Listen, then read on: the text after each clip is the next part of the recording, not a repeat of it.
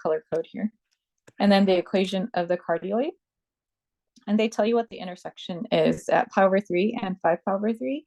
So my suggestion always is to draw the ray that would extend to where the intersection point is, so you know where to start your sectors. And so that's pi over 3, 5 pi over 3 is in the fourth quadrant. And that way you guys get a visual. You always want to think of it as like sectors, and whether the sectors are going to be the addition of two areas, or is it going to be the subtraction or the difference of two areas. So first I start off with looking at the circle. And when I look at the circle, I'll just keep with the blue. So blue is r equals 4. So I'm going to start to draw the sectors that start at pi over 3 and go on to 5 pi over 3. So what you should be envisioning each time you do these questions is the area that is spanned by the sectors. So in my mind, I think if I integrated from pi over 3 to 5 pi over 3, I would get the circle that you see there. But the area that they want is what I have already outlined with those sectors, minus the area that is starting, so in pink, starting at the pi over 3 and spanning out and touching the cardioid. So if I look at the sectors that are formed, always start at the pole, extend out to the curve. You could see that I would subtract out the area of the pink from the area of the blue. So what I would do is set up, so area of blue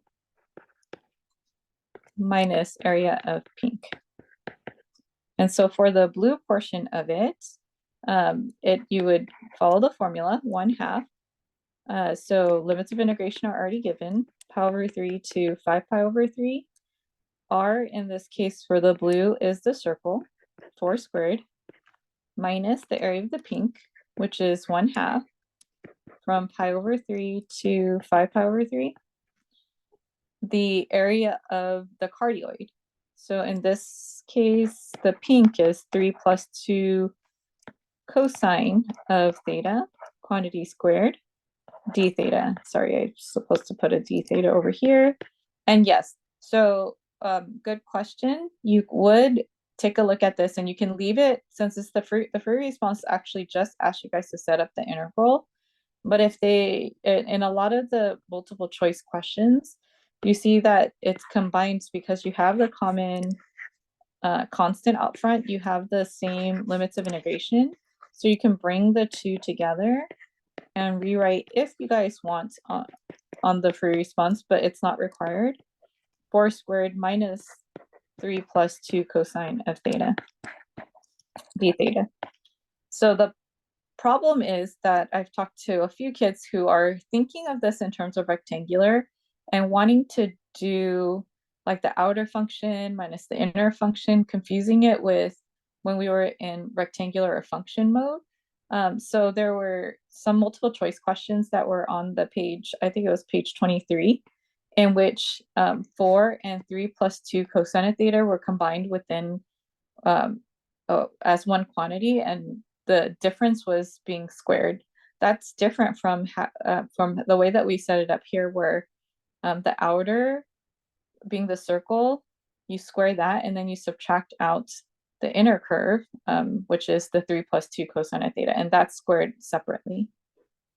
Does that make sense? So it's really like thinking of it geometrically. And I even told a couple kids, like if I asked you guys in geometry to find the area of like say a donut shape, you're physically thinking of it as the area of the large circle and then minus the area of the small circle to get the ring.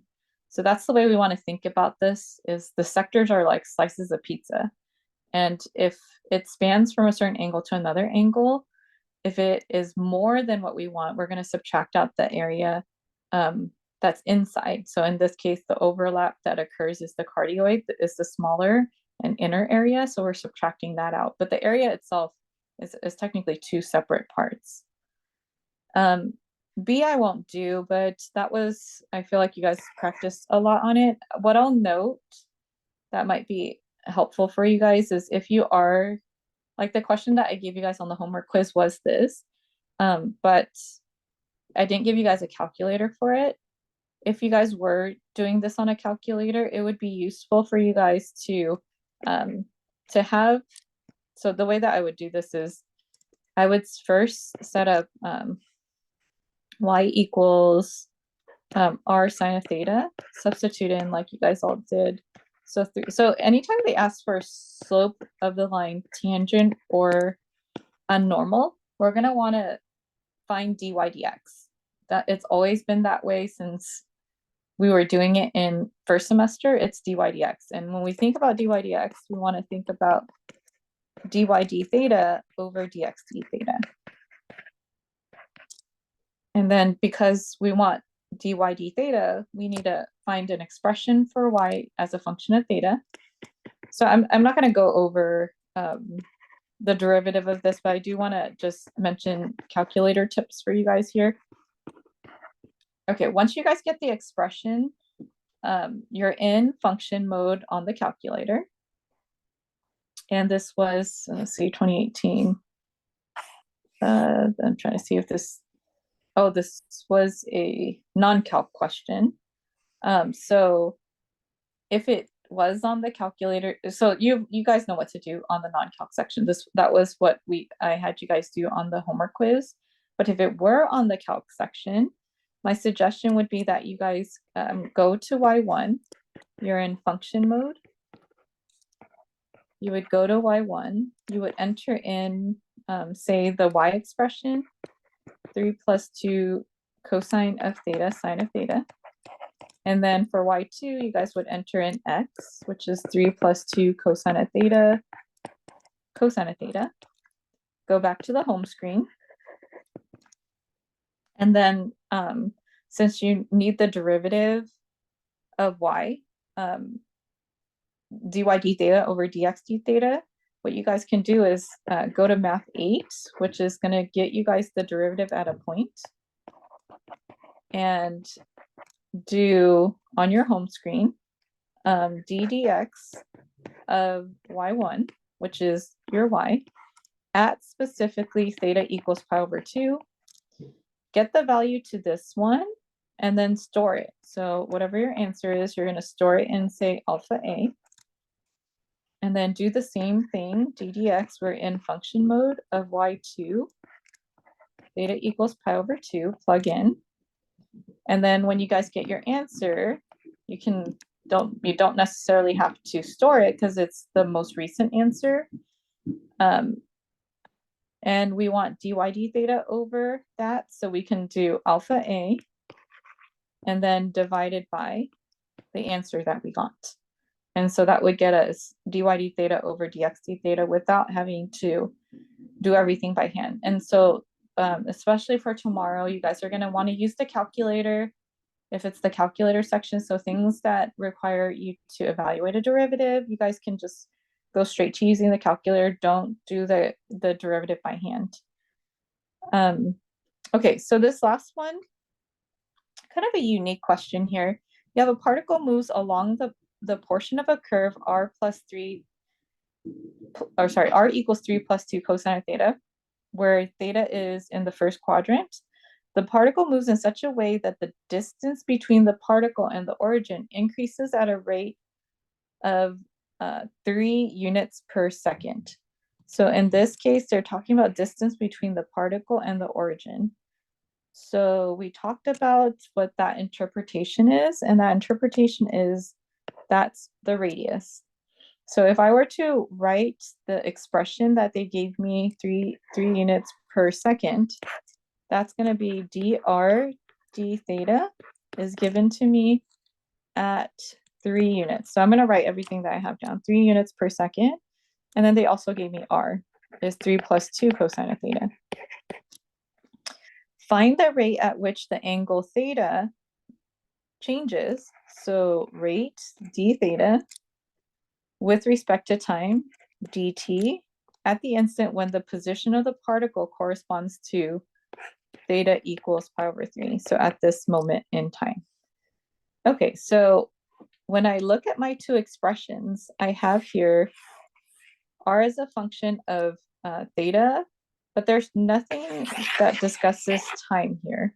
So whenever we introduce a third parameter, there is going to be implicit that is involved. So for example, if I were to take the derivative of r and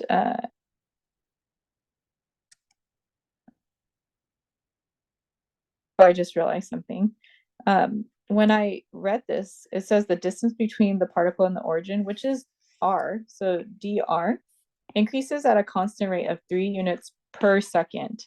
So it's not dr d theta that's given here, but dr dt. My apologies, because it's 3 units per second.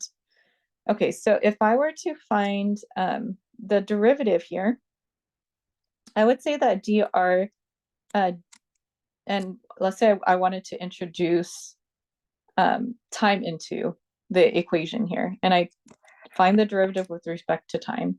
So if I'm taking the derivative with respect to time, it's like when you guys had y and x, and you had to take the derivative of y with respect to a different parameter, then it involves implicit.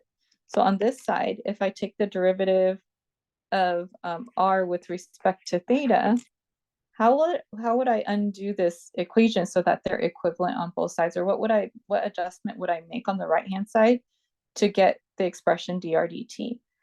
So if I think about it, dt has to be on the bottom in the denominator. And then d theta would have to be on the top for the thetas to cancel. So these two are mathematically equivalent.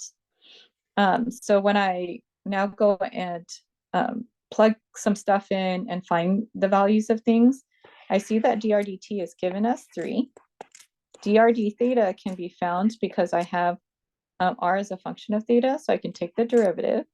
The derivative of 3 plus 2 cosine of theta is negative 2 sine of theta. And then times d theta dt, which I'm trying to solve for. This was what the question was asking for. So now if I solve for this and isolate d theta dt is equal to 3 over negative 2 sine of theta. And the question had asked us to evaluate at pi over 3.